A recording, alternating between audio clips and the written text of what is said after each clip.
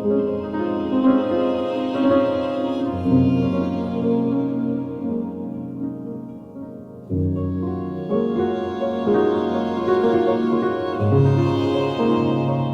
you for joining us on Life in the Word. My name is Pastor Donald, and joining me here is Pastor Emmanuel. Welcome. Thank you so much, Pastor Don. And Pastor Sheki. Welcome, man of God. Thank you so much, man of God. It's always a delight when you tune into Life in the Word. This is a flagship program on Christ TV, and we really enjoy your feedback as you have always been doing. No, last episode, gentlemen, I told Pastor Emmanuel he had seemingly a meal last week. Can I remind you something? Yes. You had presented a lasagna question. Oh yes. Now I remember. And he was really on my case after we got off air, and we need to really give him his time, because, one thing I appreciate, gentlemen, is that besides the debate and unearthing some of these things, is that people are really being helped. I think at the end of the day, that's the most important thing. We can argue, but we are now bringing certain mysterious things out of the mystery that they are trapped in, and people are really getting comfortable. You can even tell in the responses that we are getting that people are really getting out of the comfort zone. There are certain things that are not really African, but not necessarily Christian per se, if I'm to use that word. So thank you, gentlemen. As I've always said, it's always good to bring in these issues. So Pastor Emmanuel, Pastor Sheki said it was a lasagna question, so can I give you the floor, please? I had promised to do so last time. I didn't want to even take much of his time, because he's vibrating. He's ready to blow. Something so you can shoot, Pastor Emmanuel. Pastors, it's kind of hard that, the distance between now and the last episode.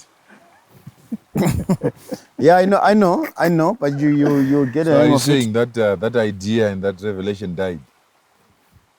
You said that? No, I'm asking. Yeah, I recall very well.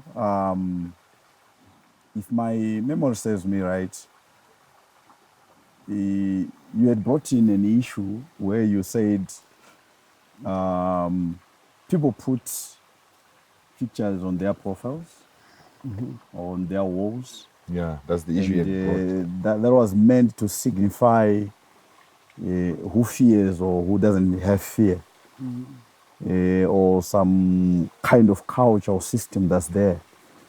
So I tried to bring in my understanding or my analysis of those to say, can we say simply because somebody has put a profile picture of their late loved ones, and that should connote that probably they respect death, or they are failing to deal with memories, or they fear death? Maybe not exactly. And, I'm analyzing the way I understood. All right, you understood, okay.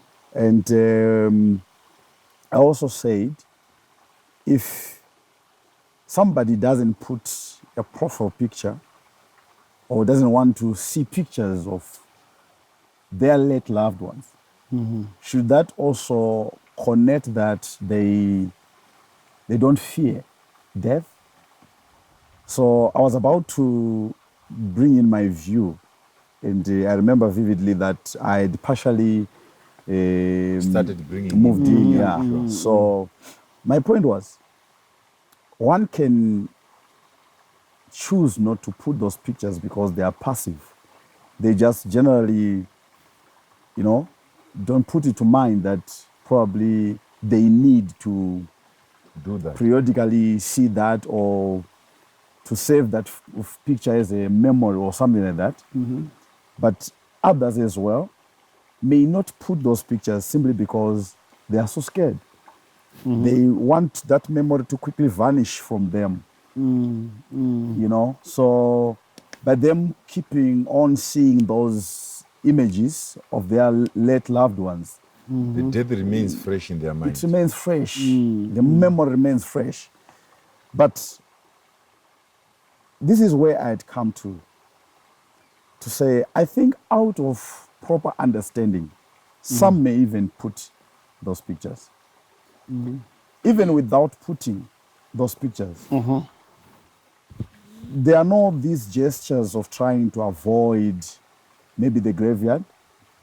You know, there are people naturally who do not want to visit the graveyard, especially if it's the graveyard of their loved ones. You know, I'm remembering that there used to be myths of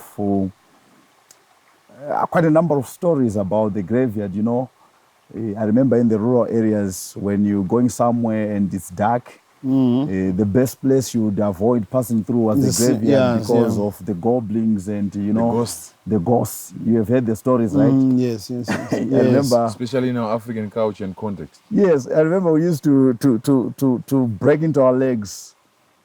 You know, there are these insects. I don't remember their names. They produce some form of light. They illuminate in the light from the back. Okay, yes. yeah. So it's an insect. It's mobile, right?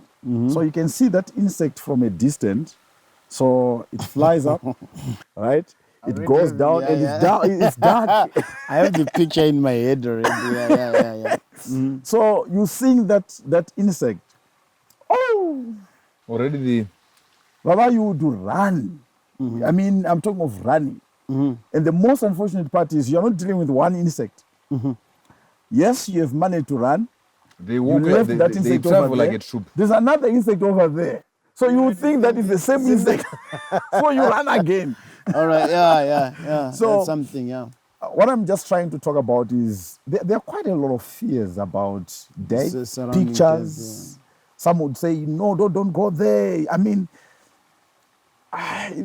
Pastor, I might not have a proper answer to give you, but my point generally is there are quite a lot of mystical, sensitive stories surrounding death, and we have made death such a scary thing instead of it being painful only.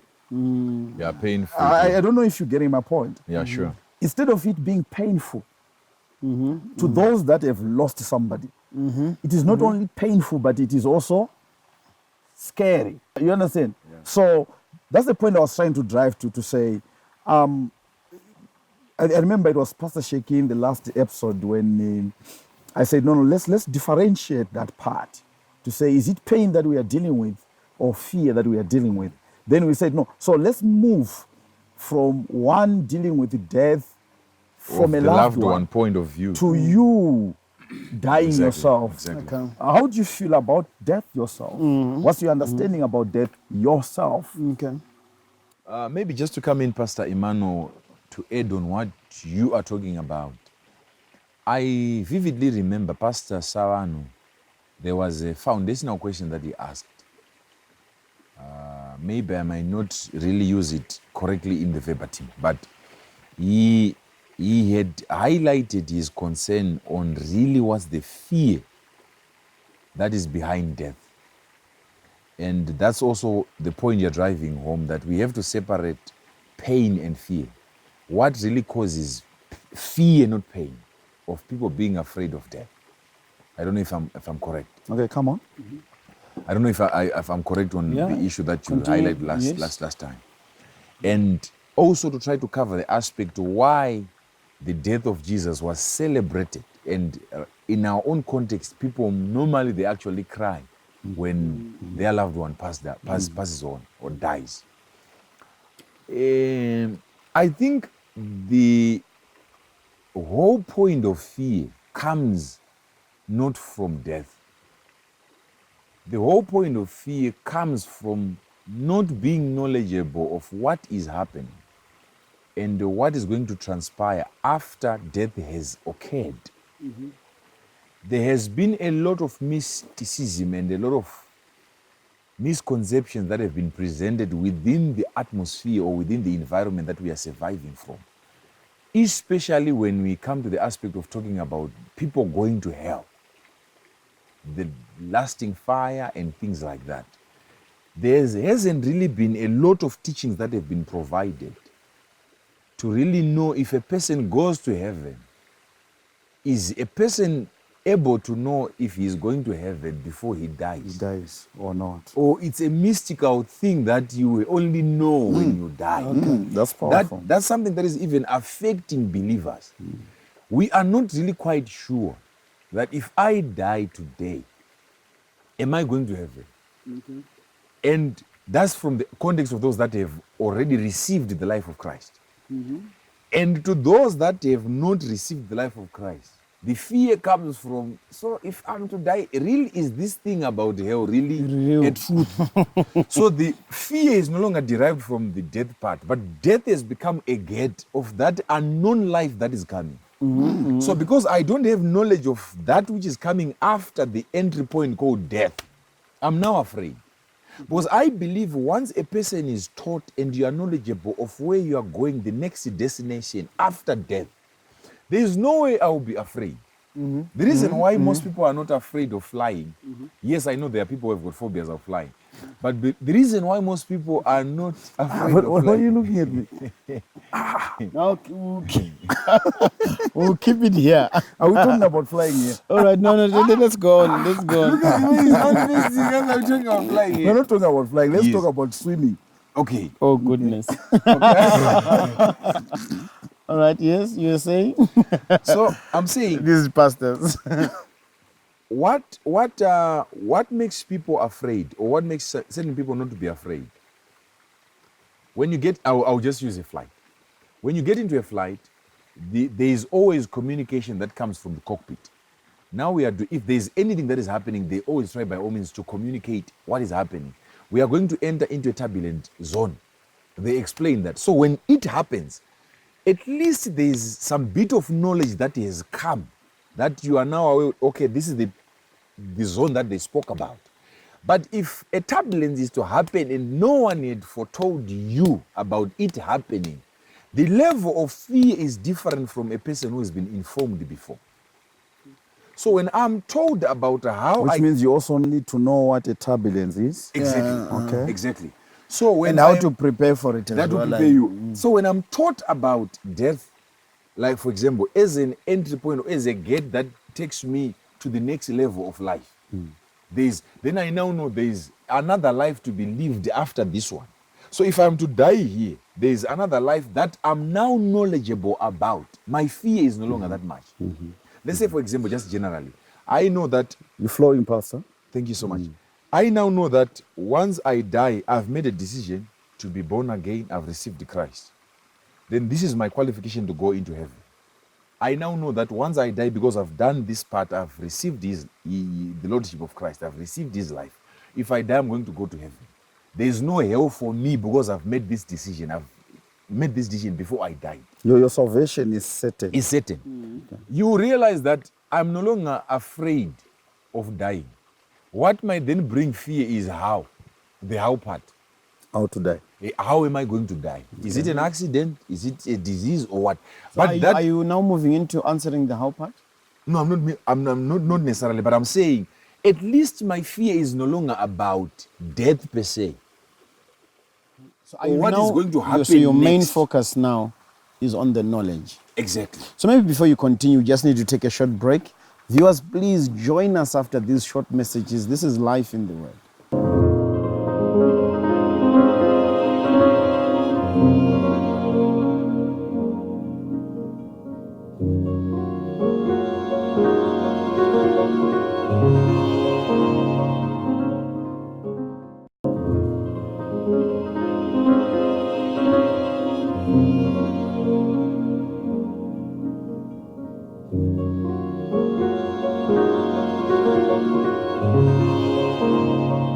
Welcome back to Life in the Word. We are discussing about death, but we really value your comments. Our numbers are there on the screen.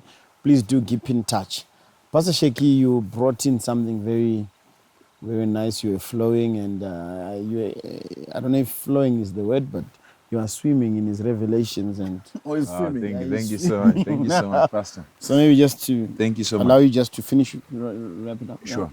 So I was saying the first factor that brings in a lot of fear is the unknown part of where I'm going after I die. Okay. So there's fear that is generated from that, and there's also misconceptions about the world to follow after death. Henceforth, most pastors, like we said in the last episode, most pastors are using that informed decisions or those misconceptions to lead people or to force Instilling people, fear. instilling fear by the unknown part of people not knowing what is going to happen in the next life. That's the first, that's the other. I become live when you touch that part. I like it. Yeah, thank you so much. So that becomes a major contributor of my fear. Then there is another fear that is contributed. Like I said, I'm just trying to put death as a gate that makes me, I will go through that gate into the next life. There are so many experiences that I've come to know because I've been living on the face of the earth for some years now. I've been exposed to accidents. Seeing an accident happening, a person involved in an accident, and then probably they die on the spot. Maybe probably this physical Are body you of the already person. now? It seems like you're now on the how part. No, I'm trying to categorize You're talking about the gate. Exactly, yes. And I'm trying to construct the levels of fear, where most fear is coming from. And I say the first level of fear is coming from not knowing what will happen after. That's when we talk about heaven and hell. There's no much information about that. So I don't know if I die today, where am I going to land in the next life? So that will bring in its own level of fear, that not being knowledgeable. Then I'm now saying there's another level of fear that is coming from, and I then categorize death as a gate, whereby I have to go through death for me to get to the next life. And I'm saying I've been exposed to accidents. I've seen people dying on the spot, and I see the body is cut, the flesh is injured. And then I saw people who were shot, and they died. And I saw people who were bedridden, they were sick died. with different diseases. So now the other fear is coming to now put myself in the picture. Okay, now I know I'm going to die. But there's this how part. Am I going to die through an accident? Am I going to die through drowning in the water? Am I going to die through, the building is going to catch fire and I'm going to die through burning? So that feeling now, the fear is coming from which part? So how am I going to die? How long is it going to take me in an accident to die? Yeah, How long is it at going to which take point? me? At which point am I going to die if I'm going to die through drowning? How much pain is involved before? So is the fear in the incident of dying in a fire, or the fear is, please don't mind me, or the fear is in getting in a fire, then you don't die? The fear is Because Maybe understand it, because I know he's about to throw in something. because where I'm coming from, Pastor, is if death is a gate for me to the next life, according to you, sure. because I don't want any one of you guys make to a come doctrine back and out say of this it. is Exactly. this That's is true. what That's you true. said. No, Yeah. if it is a gate, we have got athletes, and you know that you're doing it for a prize, Sure. which we can say the next life. Sure. And the price is not easy. It has some attain. pain involved in Exactly. it. For you to attain it. You have to have been doing exercises and running, and you have to be fit. That's true. And for you to be fit, there's pain involved. That's true. And the reason why you are doing that is that there's a price that you're looking forward That's to true. get. That's true. Is that so? That's true. So my point is, if death is like that athlete, and the other life is the reward the athlete is Yes. receiving, just like the example that Paul gives. When he says, no, I've run my race and I've finished. You understand? Sure. He's about to like enter into the same subject. That's death. true. Death. That's true. And he's That's excited about And he's it. excited about it. Maybe that becomes a very perfect example Illustration. or quote from the Bible. And he's so excited about it that he has achieved something. I don't know if I'm bringing in something so... I'm listening. I'm trying to follow. Paul is saying, I've I've ran done my my race. race. I've run my race. And he's so excited about it. Like he has achieved something, True. right? And he's waiting for the reward. He knows now he is about to get something. Something that he is not going to get if he doesn't go through the gate that you mentioned, Exactly, which is called death. Exactly. Right? So I'm just trying to eliminate where fear might come from. Okay. Okay. Okay. When I asked you to say, Pastor, is the fear, because I suppose from the way you had perfectly explained it, I was going to believe that fear should come when you attempt to die, or when something happens that was supposed to kill you and it fails to kill you. Then fear was going to come. But if fire finally kills you, let me tell you something. The fear of death is beyond fearing the wounds. I'm just trying, I'm not crushing your point, but No, I understand where you're coming I'm just from, trying to and I'll come back. enlighten it. Sure, You sure, understand? sure. Because it was supposed to be more scary, according to your explanation. If somebody gets into a fire in thermal and then they fail to die, they sustain pains and all that, they're deformed or something like that, they go through pain for a is long there, yeah. time. You understand? That was supposed to be the scary part. But Right. if somebody is going to die through Fire. the fire, but finally dying, if somebody is running a race and then they fail to get the reward, that's supposed to be painful. And But fearful. if they run and they get the reward, it seems like the reward makes them forget the pain. And it seems like also the knowledge that there is a reward, or I'm getting through death to that other life, Becomes the celebration. that knowledge becomes the joy. The Like celebration. I think it's Hebrews,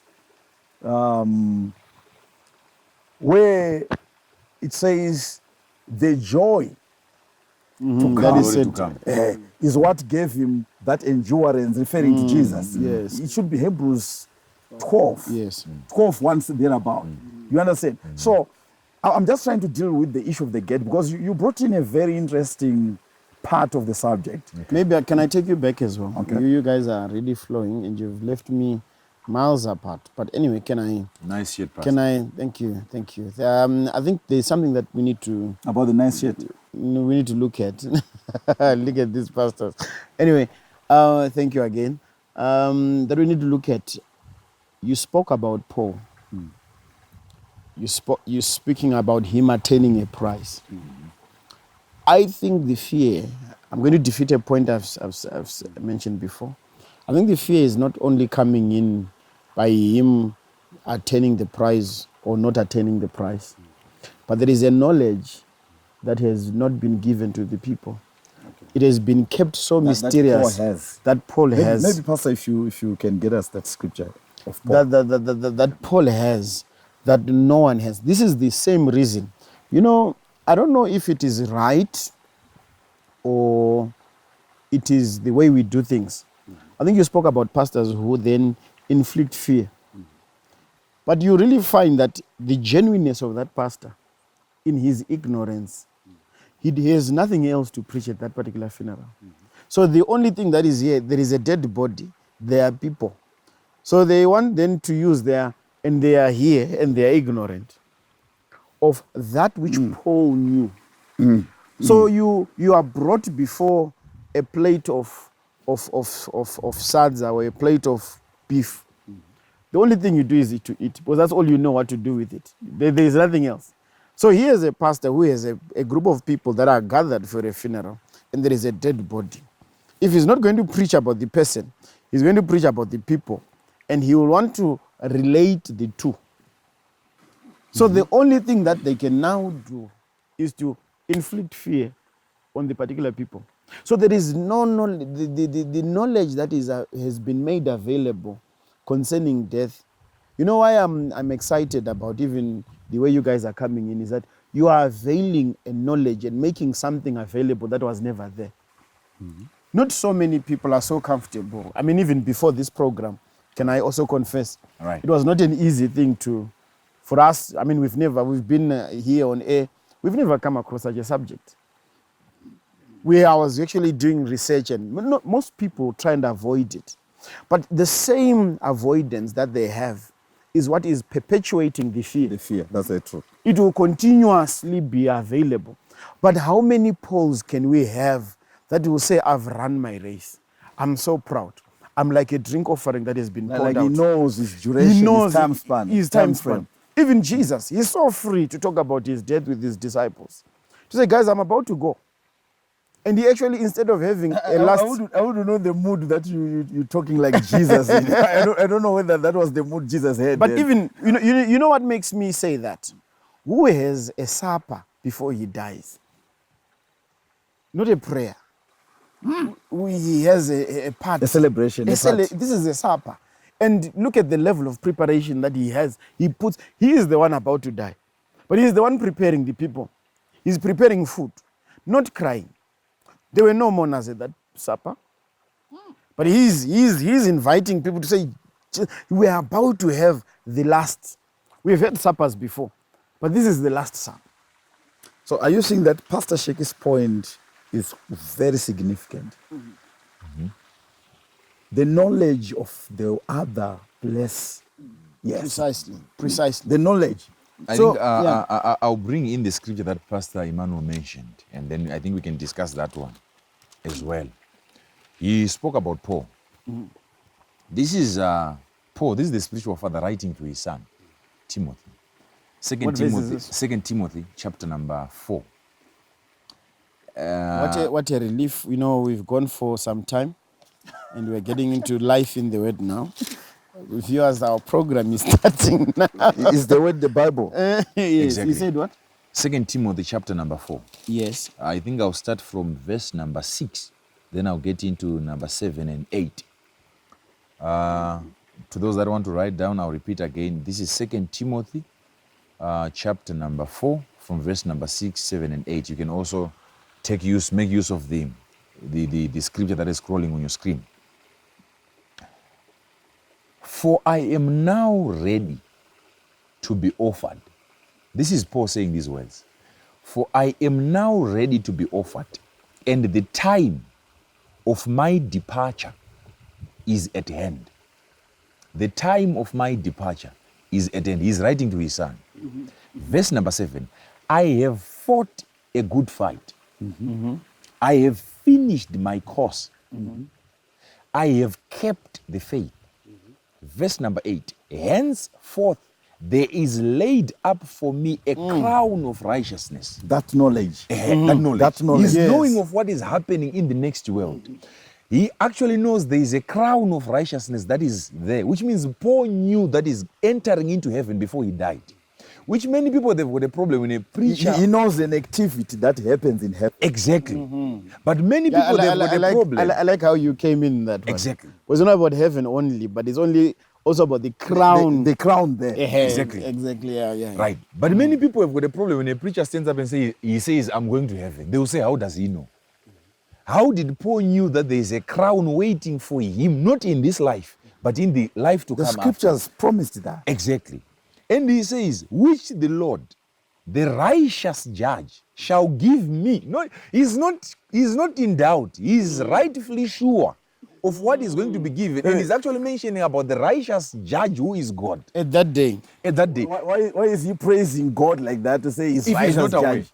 No. I'm just trying to... Something funny came into Excitement. me. To say when he's saying the righteous judge, it's like he's also preaching into himself to say this crown is definite because Exactly. God is righteous. He's and righteous. He's going to judge righteously. Exactly. And after this is... it's as if he has already attended the judgment session of his life. He's aware. There He's is an aware. awareness.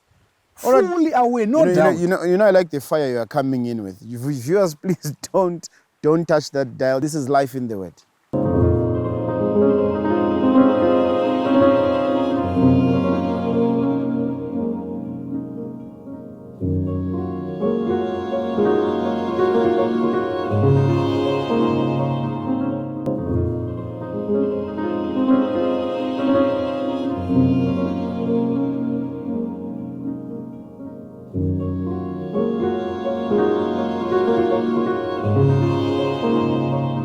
Welcome back to Life in the Word. We always value your views and comments. We have our number on the screen. We actually encourage you just to make a comment as we are rushing through certain topics. If you need us to go slower, let us know. If you need us to go faster, please do let us know. Please keep engaged. Before we took our break, Pastor Sheikh was in the scripture. You know, he was about to stand. I think we needed to put a pulpit for him here because he was really flowing. I felt like he wanted to lay hands Of on course, us. obvious. Thank you so much, man of God. That's just a man of scripture. No, So this is Paul. Verse number 8 is now saying, henceforth. That's 2 Timothy 2. Exactly. Uh-huh. 2 Timothy Timothy chapter 4, from verse number 6 to verse number 8. Okay. Now we are reading verse number 8. He's saying, henceforth there is laid up for me Crown. a crown of righteousness. He's no longer talking about things that are happening in this world. He's saying these words from. He's talking from the knowledge of what is going to transpire in the life to come. And he's very much aware that there's going to be a crown of righteousness. And he goes on to say, which the Lord, the righteous judge, shall give me. Not any other person, but me, Paul. He's not in doubt of that righteous judge who is going to judge his case, and there is going to be a crown. So his joy now, Paul, is coming from that derived knowledge from the other world. Imagine a person who's dying without this kind of knowledge of where he's going. it's not the knowledge Okay. about where they are going Okay. that really matters only. Okay. No. Okay. But there must be a conjunction or there must be a coherence because Paul is saying he knows the name of the crown. Sure. And the name of the crown seems to connote a kind of lifestyle that he lived down here. Because he's saying it is the crown of righteousness. The crown of So righteousness. what I don't know about this particular scripture where where I want your help, viewers' help, and everybody's help is when Paul is saying the crown of righteousness, is it because it is the righteous judge who is giving him the crown of, is it named after where it is coming from, or it is named after what Paul has done? Okay, can I come in, Pastor? Okay, all right. They are, from verse number 7, he is saying, I've finished the rest. Then verse number 8 is saying, henceforth there is laid up for me a crown of righteousness. Right? That's the point. Right? That's the point. Which means Paul is aware of a thing called righteousness. He is aware of it. And he is very much aware, according to me, he is also very much aware that his path upon the face of the earth, he was living according to that righteousness. Okay. Right. So is the crown because he was, Was righteous? righteous. That's the According to reward. my understanding, the crown was coming because he was righteous. So is the crown, remember, is this figurative or it's actually the reward? To say crown of righteousness for him to enter into heaven or for him to be rewarded? I think it can be answered. I'll both- take it literal, Exactly. just as it is. It's a crown that is given to a person who has walked the race of being righteous. Because he's not going to figuratively die. Yes. Yeah, I really wanted to. Right. Yeah, Coming yeah. back to Pastor Emmanuel, then he is also aware of the judge. He is mentioning an attribute in the judge who shall judge, not here but there. He is a righteous judge, which means he is an attribute of righteousness. So what is giving him confidence is knowing that that attribute was his lifestyle upon the face of the earth. So when I'm going to appear before him, because he is an attribute of righteousness, we are going to be in sync. There's going to be cohesion between me and him, because the attribute he has that he uses to judge was my lifestyle. That brings now the definite aspect of him commanding and declaring that it's going to be given to me. All right. Because in me there's righteousness. I've walked righteousness. In him there's righteousness. In his judgment, righteousness is going to be the measuring stick. Okay. So okay. there's no way I'm going to be disqualified from that crown, because So righteousness... is that where the knowledge is now coming from? Of That's- knowing that I've lived a life that Exactly, is yes. right. Which means it goes to support Pastor Sheik's point, where he says, people doubt whether they will go to heaven or not Okay. when they die. And the answer now is, you must know the qualification of going there. Exactly. Exactly. No, Exactly. I it's can- knowledge. What Exactly. you've just said, I think we should even close the program because I mean that blows every other point. All right, okay. Yes. Take it up. Then, maybe point number 2, Pastor. I'm just trying to make you unveil more on what you had said earlier on. Okay. Right? Are you now seeing, Pastor, from what you said in the previous episode? Are you now seeing that Paul only said, verse number 7, I fought a good fight. Sure.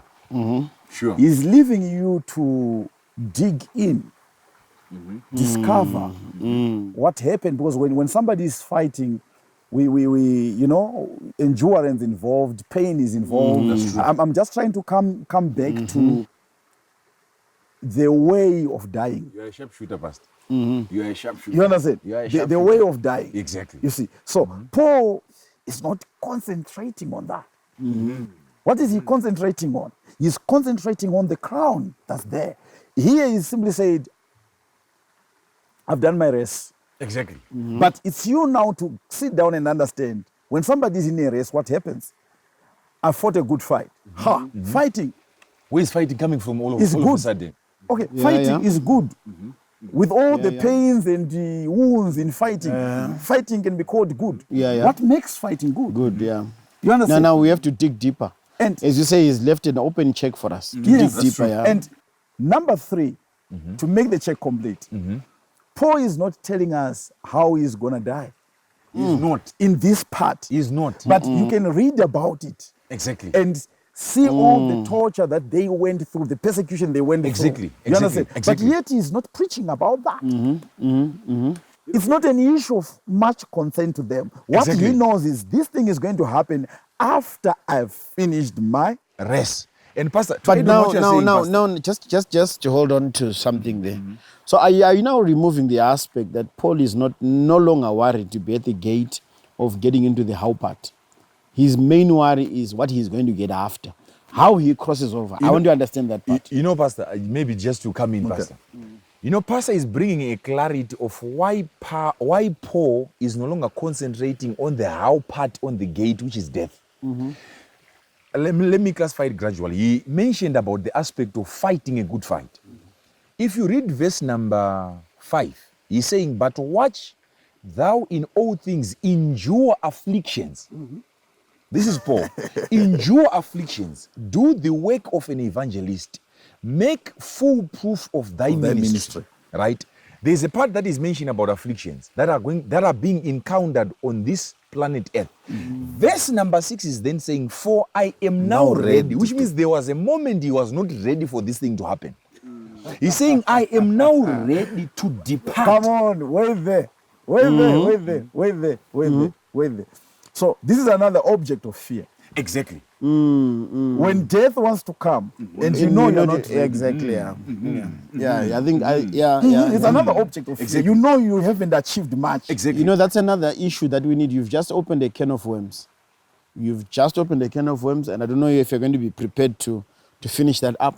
Because if you're saying there is a preparation, so are you guys confident that we can prepare people out there or tell them how Paul prepared? Come again? No, come again. You're saying the other fear is coming to say Paul was not ready at one point. So are we saying there is a way we can prepare people as a man of God 100% on how correct. to prepare? 100% correct. 100% correct. 100% correct. So you are ready to, as I said, you open a can of worms. Exactly. You are ready to give us nuggets and how to prepare people. on how to prepare. Sure. Okay, let me come in. No. I want you to answer this, but I like the way I'm not trying to water down. No, the powerful Pastor. What point, you're actually saying, but I'm that's trying what we're to- explaining. So I'm trying to bring it in Exactly. nice And you're and making fair. it to sink. All right, yeah, that's fine. See this thing, Pastor. Paul is saying, for I am now ready to be offered. The word offered there is talking about death. Okay.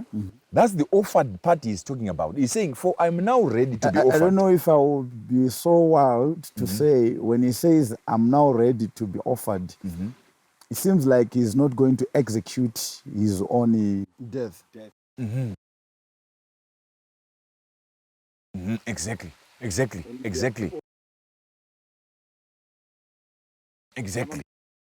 Exactly. Exactly. But he's saying, I'm now ready to be offered. And what is making him ready, Pastor? You've been asking, so can we prepare people? What is making him ready is knowledge.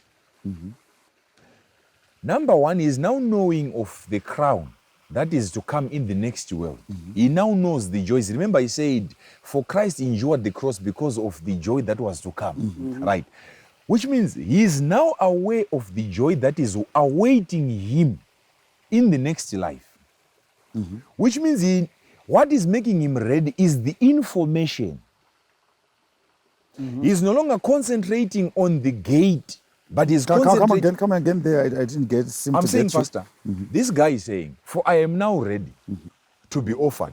And you said, which means he's saying, these guys, there are people who are going to offer him. Yes. Right. And then he's saying, and the time of my departure is at hand. The time of my death is at hand. Okay. Which means there is preparation, number one. He is now ready to be offered. Offered, and being offered, then he's saying the time of my departure is at hand. And I'm saying what has made him ready is the information. Which information are we talking about? Number one, the information he has as an individual that he has walked the walk of righteousness. I had missed that part. Or else you had jumped that part. I had missed that part. He now knows. He is knowledgeable about the walk that he has walked. And he is sure that the walk that I've walked is the walk of righteousness. And this walk qualifies me to go in the better life that is come. I'm not going to hell. I'm going to the life whereby I'm going to be awaited with the crown of righteousness. I've exhibited and lived righteousness in this world. I don't know if you get the point. I've lived in this world. And the judge who's going to judge me in the next life is the judge of righteousness. So Paul has an accountability. He's going to account for the life that he has lived to the judge. So his responsibility was living a life that pleases the judge. Exactly. So every responsibility comes with an accountability. Is that what That's true. Okay. That's true. Okay. That's true. All right, yeah. So now, Paul is saying, coming to back to Pastor Emmanuel, yes, there is a gate that is awaiting me there, whereby I'm going to be offered and my departure is now at hand. But he is now concentrating on the bigger picture because he knows I'm now about to exit from this point. There are so many goodies that are awaiting me there. So the strength of enduring now the gate is coming from the knowledge of what is coming. Remember, even our Lord Jesus Christ on the cross, he said, let this cup pass me by. That confession is a confession of knowing what happens on the gate. But what is now making him endure the gate is the promises that is waiting for. He endured the cross because of the joy and the glory that was to come in the next future. He knows. Exactly. So I'm no longer concentrating on the afflictions that's maturity now, Pastor. I'm mature enough to not to concentrate. I like that. So he's prepared to die. Paul said, I'm now ready. So are you ready now? No. I want you to I answer said that. Paul. But now I want to find out, are we positioning Paul for death? Let's say, I remember you brought in something the previous episodes to say, somebody is not ready. Okay? Are they being forced to go because they need to go? Can they not remain here? We spoke about something being separated. I don't think you have time for us to answer that. That. He really caught me at my... So this program officially has been killed by Pastor Emmanuel. But anyway, thank you, Pastor Emmanuel, for bringing that. But anyway, we hope... But I was really going to bring something for you. I think that's why you escaped. Pastor Sheki, thank you for joining us. Thank you so much. We really value your flowing like milk today. And Pastor Emmanuel, thank you Welcome. so much. We appreciate Really we appreciate God. Thank you so but, much, my mind is for being hosting opened us. up. You know, besides even the viewers at home, I'm really gaining quite a lot. So please, viewers at home, do keep your questions coming. We do value them, asking questions. Where you need clarity on a particular point, we're really pleased to come back, reiterate on those same points. The men of God are here for you. We are here to learn. It's a learning curve. I'm not only a presenter, but I'm also a student of this same program. So We are all thank you. students. Oh yes, we're The learning day you quite stop a lot. learning is the day you stop growing. And the day you stop living. So we exactly. really appreciate you. Please keep watching Life in the Word on Christ TV.